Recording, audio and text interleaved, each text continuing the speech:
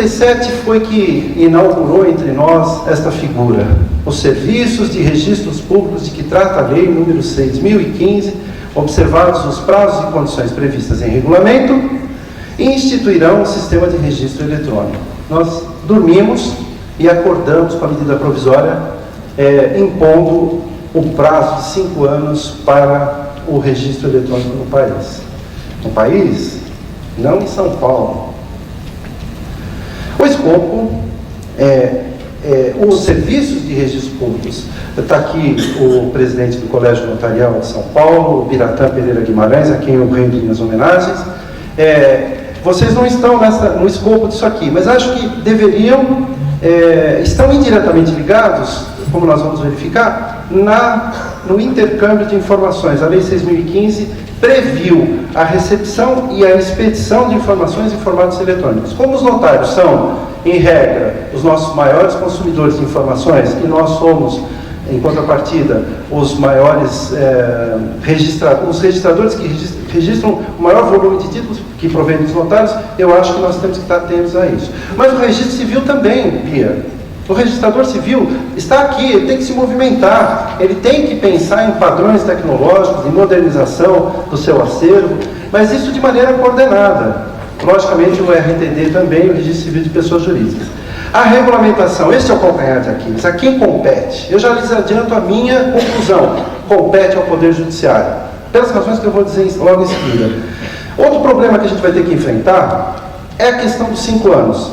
Nós vamos ter que interpretar de maneira razoável, de maneira racional, de maneira realista, exatamente no que consiste este prazo de 5 anos. Eu entendo que a lei indicou claramente que para todo o processo, na regulamentação, deve vir aí prevista a questão do prazo e a questão das condições do processo de formação do registro eletrônico. Eu quero desapresentar uma visão diferenciada do registro eletrônico, possível a partir da leitura da lei. Uma coisa é o registro visto da perspectiva interna, como nós interpretamos o dispositivo no artigo 37. Registro eletrônico, o que é este bicho? Né? Lembra aquela parábola de Gore, né, do elefante de Gore? Nós estamos diante de um ser desconhecido. Era um grupo de sábios, né, que viviam num reino onde todos eram cegos. Então, se ouviu dizer que, por aquelas paragens, chegou um animal fabuloso, pouco conhecido. E o rei então manda que os seus sábios venham até lá, né, que vão até lá e possam identificar esse bicho. Mas eram cegos. Eles chegam diante do elefante, sem saber que era um elefante, um apalpa as pernas e descreve o animal como um colossal animal com colunas impressionantes, como de um palácio. O outro pega nas orelhas e descreve o animal como um grande abanico, um grande abano, o outro, e assim sucessivamente. Na verdade, cada um de nós pode ter uma ideia diferenciada desse objeto que nós não conhecemos e não vemos claramente. Então, uma aproximação, um achego é necessário para a gente conhecer esse bicho com o qual nós vamos ter que lidar daqui para diante. Já lidamos no dia a dia, não é? Com os dispositivos eletrônicos. Agora vamos ter que lidar com o registro eletrônico.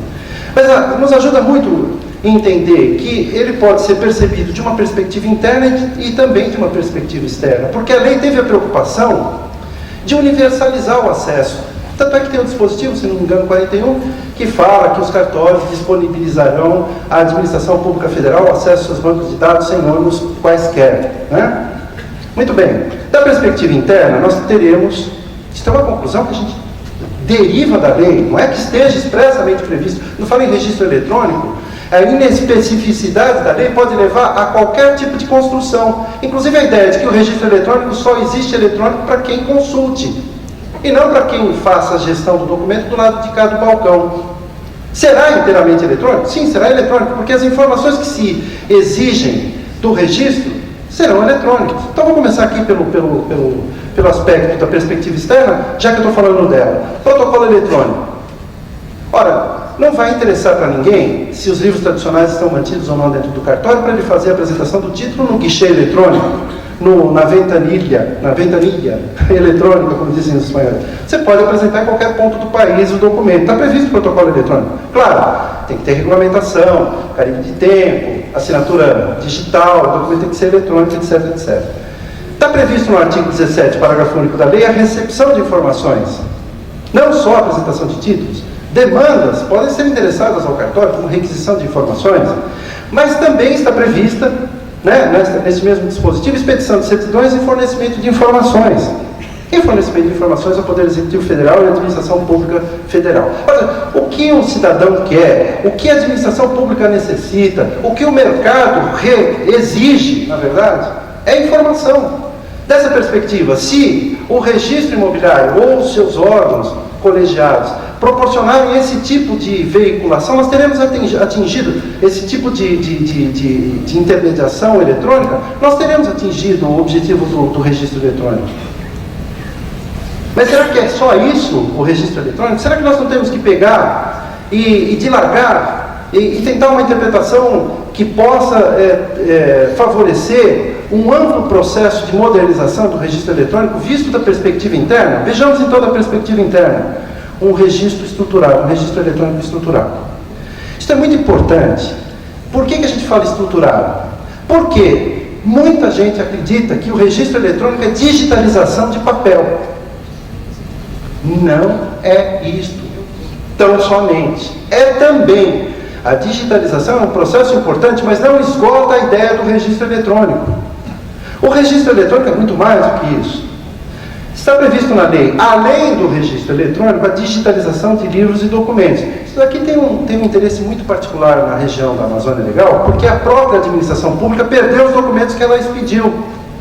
Então, para poder fazer a regularização fundiária, eles precisam examinar quais foram os títulos que serviram de base para a realização dos registros que se acham hoje nos ofícios prediais da Amazônia Legal. Então, é necessário digitalização de livros e digitalização de documentos. Está no artigo 39, parágrafo único. Também previu cópias de segurança de documentos e de livros escriturados de forma eletrônica. E também previu, em outra lei, os repositórios eletrônicos, que é a Lei 11.419, sempre lembrada pelo Manuel Matos, como um marco do judiciário brasileiro. Se vocês lerem o artigo 16 da 11.419, verão que os repositórios eletrônicos estão autorizados desde que os tribunais, logicamente, no âmbito de suas atribuições e competências, assim disciplinem. Então nós temos essas duas visões, nós temos que conciliar essas duas visões. E a compreensão dos dois lados dessa moeda pode nos dar elementos para compreender de que prazo estamos tratando daqueles 5 anos. Exatamente para quê? Para a gente atender a esta demanda social que chega até os cartórios? Ok, então eu acho que isso é possível. Nós já estamos fazendo isso aqui em São Paulo, já vamos celebrando um convênio com o Mato Grosso, já no Pará se faz. O Eduardo Pacheco está aqui, o nosso querido diretor de Relações Internacionais do IRIB, que já nos traz uma minuta de convênio com os registradores do Rio de Janeiro. Da perspectiva da visão externa que se tem, nós estamos atendendo a lei. Então vamos seguir com esse raciocínio. Aqui, a questão delicada, a quem compete instituir esse registro eletrônico? Para que não haja confusão, porque nesta altura do campeonato eu tenho visto várias iniciativas legislativas levando para o âmbito da administração pública federal a instituição do registro eletrônico. A Fazenda Pública quer, o Ministério Público quer, enfim. É que, na verdade, o que eles querem é uma coisa chamada informação. Ninguém quer ter que fazer a gestão de um sistema complexo, um mega cadastro fundiário que estivesse sediado em Brasília. 19 horas fecha tudo, vão embora. E aí como é que fica o sistema registral brasileiro? O que eles querem é informação, na verdade. Então a lei 11.977, logo no artigo 37, crava a seguinte disposição: os serviços de registros públicos instituirão um sistema de registro eletrônico. São os serviços de registros públicos e não outros. Nós tivemos ocasião no IRIB de apreciar um anteprojeto de minuta de um decreto que levava para o âmbito do Ministério da Justiça este registro eletrônico, com uma série infindável de equívocos técnicos, tecnológicos, conceituais, etc.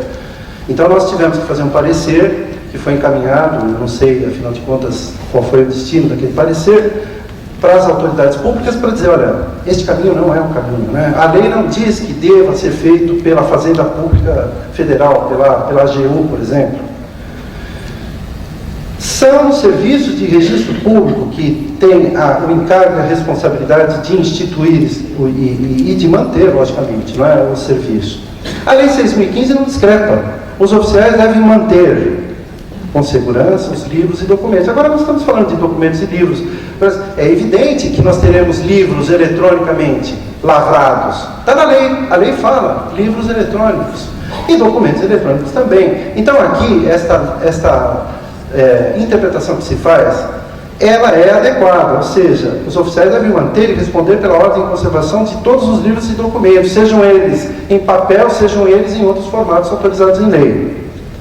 Diz no artigo 25, os papéis referentes ao serviço de registro de imóveis serão arquivados em cartório, quer dizer, os repositórios dessas informações, originariamente a cada um dos cartórios, e não um repositório, um mega repositório na Administração Pública Federal. Também a Lei 8935, não vou descer o detalhe dela, mas quem quiser depois consultar com vagar o slide aqui, pode saber onde está o dispositivo. Mas a quem compete regulamentar? Este é o ponto. Há várias iniciativas em andamento. Nós entendemos que o poder regulamentar aí é do Judiciário, né? Isso foi dado pela Emenda Constitucional 45. Compete ao Conselho o controle da atuação administrativa, né? Não só financeira, mas administrativa, do Poder Judiciário, do cumprimento de deveres funcionais, cabendo, além de outras atribuições que lhe foram conferidas pelo Estatuto da Magistratura, 1. Zelar pela autonomia do Poder Judiciário, pelo cumprimento do Estatuto da Magistratura, podendo expedir atos regulamentares. Isso é muito importante. Quer dizer, tradicionalmente é o chefe do Poder Executivo que expede atos regulamentares de leis federais, não é verdade? Mas aqui, no ambiente dos serviços notariais e registrais, o competente é o Judiciário, como aliás tem reconhecido o Supremo em mais de uma passagem, recentemente, inclusive no Madi, oriundo aqui de São Paulo, dizendo que a iniciativa para encaminhar projetos de lei sobre serviços judiciais e extrajudiciais é do Judiciário. Quer dizer, há uma atração forte, né? Não, existe um núcleo forte chamado Poder Judiciário que atrai os seus órgãos e que passam a gravitar de cujo núcleo depende para o regular funcionamento. São os órgãos judiciários que vão fiscalizar. Nós vamos verificar que na lei federal também há disposições muito claras a respeito desse poder regulamentar do Judiciário. Mas, enfim, está na Emenda Constitucional 45, integra o corpo da Carta Política de 88, o fato de que o Conselho Nacional de Justiça, pode expedir atos regulamentares. E também, logicamente, aquele dispositivo do inciso 3º, que trata dos membros ou órgãos do Poder Judiciário, inclusive seus serviços auxiliares. Olha que bacana isso. Nós nos destacamos dos serviços auxiliares da Justiça, como tradicionalmente a doutrina processualista considerável, e hoje nós atuamos como o quê? Como órgãos prestadores de serviços notariais e de registro que atuam por delegação do Poder Público. Um órgão é mais do que se possa imaginar, mais do que um serviço. Ele integra o organismo judiciário como um elemento essencial, fundamental, desempenha uma função no organismo. Nós somos órgãos, estamos integrados no judiciário. Nada mais lógico do que ele possa regular, como regula o serviço judicial, no âmbito das suas atribuições peculiares, estaduais ou federais, conforme for o caso, nós veremos em seguida, os seus serviços forenses, entre os quais, logicamente, nos incluímos. O artigo 103b tem um dispositivo muito interessante. Até que entre em vigor o Estatuto da Magistratura, o Conselho Nacional de Justiça, mediante resolução, disciplinará seu funcionamento e definirá atribuições do ministro corregedor.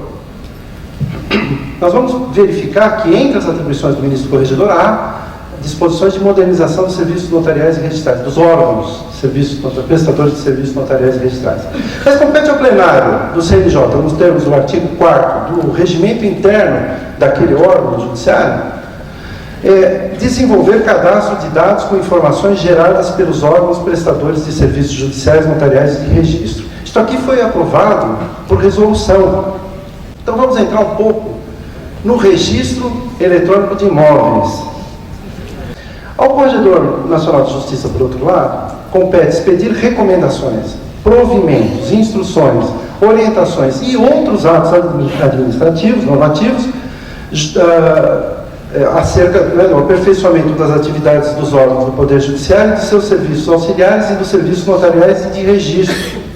E o inciso 20 diz: promover de ofício, quando for o caso de urgência e relevância, e propor ao plenário quaisquer medidas com vistas à eficácia, ao bom desempenho da atividade judiciária e dos serviços afetos às serventias e aos órgãos prestadores de serviços notariais e de registro. Vejam, senhores, que no âmbito do Conselho Nacional de Justiça, a nossa inclusão judiciária é mais do que evidente.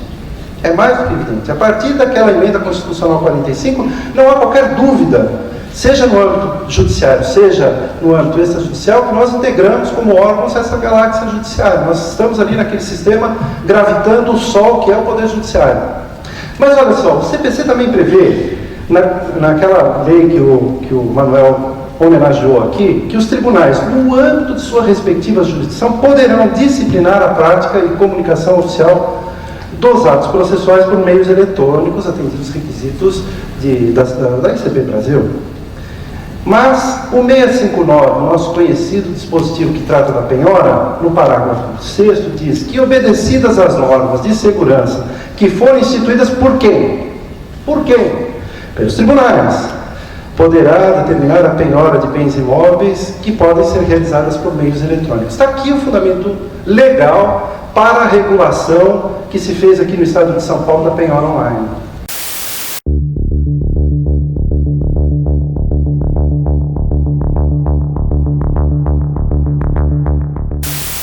Não é outro órgão, não é outro poder que tem o encargo, a responsabilidade de fazer essa disciplina baixando atos normativos, né? Conforme está visto aqui. A própria Lei 8935 tem um dispositivo que trata disso. São deveres dos notários oficiais de registro observar as normas técnicas estabelecidas pelo juízo competente.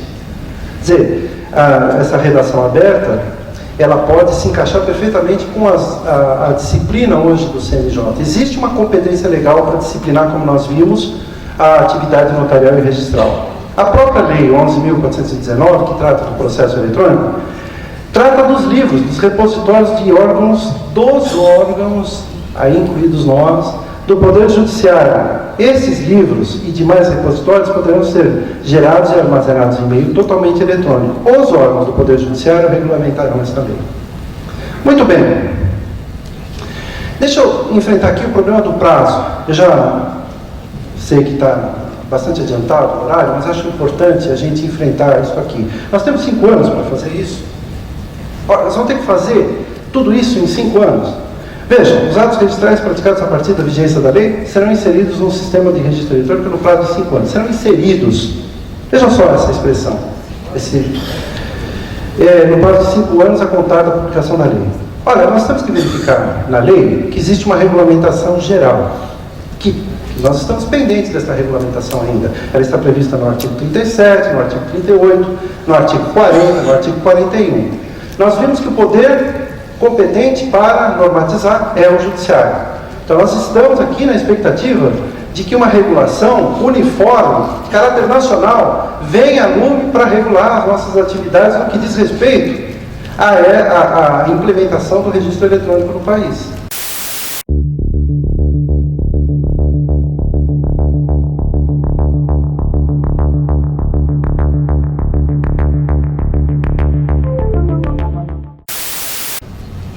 Vejam, regulamentação geral.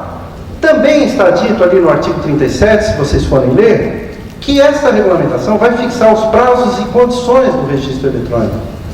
Prazos e condições. Porque, claro, não dá para da noite para o dia a gente reinventar tudo, fazer uma revolução completa, que isso levaria à verdadeira anarquia do sistema. Nós temos que ter prazos e temos que ter também previstas certas condições que podem chegar a um detalhamento local, como é o caso da Amazônia Legal. Também previu a criação de livros escriturados de forma eletrônica. Livros escriturados de forma eletrônica.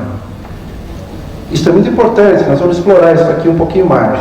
Também previu a criação de backups e também de práticas de contingenciamento. A LECITEC está enfrentando esse problema e certamente vai haver normalização nesse sentido. Também previu a disponibilização ao Poder Executivo Federal, por meio eletrônico, de acesso às informações constantes do banco de dados, que está no artigo 41. Os atos registrais são partes do registro eletrônico, não é o registro eletrônico em si mesmo. Vejamos. Eu não sei aqui o que o professor Rony pensa, mas eu entendo que os livros tradicionais não foram abolidos. Lá o artigo 173 da lei tem um elenco dos livros. Esses livros não foram abolidos. Ora, alguém poderá dizer, nós faremos então a matrícula eletrônica, nós faremos o livro protocolo eletrônico, faremos o livro 3, o indicador pessoal. Bom, isso é possível. O indicador pessoal e o indicador real, em regra, nos cartórios, já estão em formato eletrônico. Só acho que eles têm um grande problema, eles estão feridos por um pecado original. É que se levou para o ambiente eletrônico as limitações que nós tínhamos no modelo anterior. Hoje nós temos indisponibilidade de bens. Indisponibilidade de bens atinge a capacidade de disposição da pessoa que eventualmente esteja inscrita. Este é um elemento que tem que constar do indicador pessoal, ou não. Ou então, se não há nenhum bem adquirido, deve constar no indicador pessoal para que, se acaso venha adquirir, ser apresentado um título, então aquela eficácia da ordem de disponibilidade possa ser projetada e colher aquela pessoa. Mas o que eu quero dizer com esse pequeno exemplo é que nós pensamos nos indicadores tal qual eles foram concebidos no século XIX, e hoje nós estamos no meio completamente eletrônico. Mas voltando à questão, os livros tradicionais foram abolidos? Se eles não foram abolidos, a lei automaticamente previu a substituição da sua materialidade, a substituição do seu suporte de papel para o meio eletrônico. A exemplo do que aconteceu quando nós passamos do regime de 39 para a lei atualmente em vigor, que os livros não foram abolidos, eles ainda estão lá. E ainda prestando importantes informações como apoio para a prática do registro. Eu adianto aqui uma conclusão sujeita a críticas, estou disposto a discutir, que eu entendo que este registro eletrônico, no início, é um registro híbrido. É um sistema híbrido que conjuga um sistema de informações em bancos de dados especializados, levando a ideia de um registro estruturado, perfeitamente estruturado, e com a coadjuvação dos repositórios tradicionais, que, curiosamente, passam por um processo de mutação. Eles que eram, digamos assim, a fonte da informação básica, eles passam quase que, se nós considerarmos que eles não foram abolidos, como se fora um backup do sistema que está sendo levado eletronicamente. Isso acontece já na prática, e a gente tem que observar que os aspectos práticos podem representar um rumo, um signo para a gente enfrentar esse problema. Quem aqui não enfrentou o problema de replicar o indicador pessoal em fichinha, mesmo tendo o indicador pessoal em sistema eletrônico? O fichário estava lá, era um repositório. Aquilo que antigamente era a fonte da pesquisa, deixou de ser. A fonte da pesquisa passou a ser esse aqui, o registro eletrônico. Mas esse aqui ainda convive com esse aqui por um longo período. O duro é que esse aqui acabou conformando esse aqui. Isso é uma outra questão de modelagem do sistema que a gente não viu muito bem naquela altura. Mas olha, eu entendo que é um sistema híbrido, conforme nós vamos verificar num gráfico, que eu vou logo em seguida falar para vocês. Este gráfico aqui eu não vou descer a detalhes, porque isso está relacionado com a gestão dos documentos, e eu acho que já falei suficientemente sobre isso. Nós temos que enfrentar alguns problemas na redação da lei. Primeiro eu falei em inserção, não é? Inserção. Imaginando que nós possamos estar tratando de povoamento de dados de um determinado sistema de banco de dados, que parece que é isso mesmo. Então a lei fala no artigo 39 que os atos registrais a partir de 76 serão inseridos no registro eletrônico. Mas diz também no 39 que os atos praticados e documentos anteriores a 73. Nós temos que tirar aqui uma interpretação, uma distinção que possa existir entre atos registrais e atos praticados. Será que existe uma diferença aqui? A lei trata diferentemente, mas será que nós estamos tratando de realidades diferentes? Talvez a realidade diferente seja o suporte, ou seja, o modelo adotado, que antes era um fólio cronológico, não é? Titular, vamos dizer assim, para um fólio inteiramente imobiliário, né? Um fólio real. Então, os atos praticados no fólio real são atos registrais propriamente considerados. Mas o fato é que nós temos que inserir no registro eletrônico atos praticados a partir de 76 e temos que inserir no registro eletrônico atos praticados e documentos anteriores a 73. Aí surge a pergunta, e os documentos apresentados a partir de 76? A lei silenciou a respeito. Olha aqui, olha, eu vou ser bastante rápido aqui. Essa é a visão interna. Nós teremos, muito provavelmente, repositórios eletrônicos na internet, mas nós teremos, vamos dizer assim, um meio ambiente dos cartórios, porque nós temos a responsabilidade do acervo documental depositado ali. Então nós temos, de um lado, um registro eletrônico replicado num servidor do cartório, com os vários computadores ali ligados, mas gerando os livros tradicionais do processo de realização do registro. Então nós teremos uma ficha de matrícula que será continuamente atualizada com a situação jurídica do imóvel. É como se nós tivéssemos na matrícula a primeira folha, a folha número 1, em que está o imóvel, a descrição do imóvel, os proprietários e os ônus, não é? Que são obrigados a serem levados para a matrícula por averbação.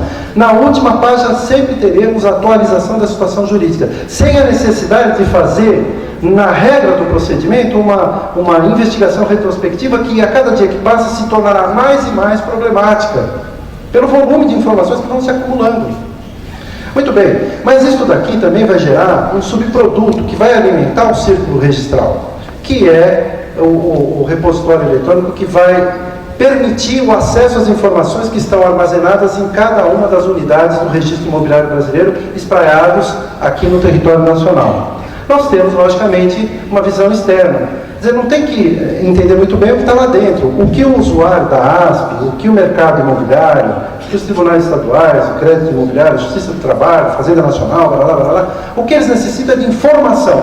Bom, fulano é proprietário? Ele tem alguma propriedade registrada? Qual é a circunstância, qual o direito, qual a situação jurídica do fulano que nós estamos pesquisando? E não só, não é?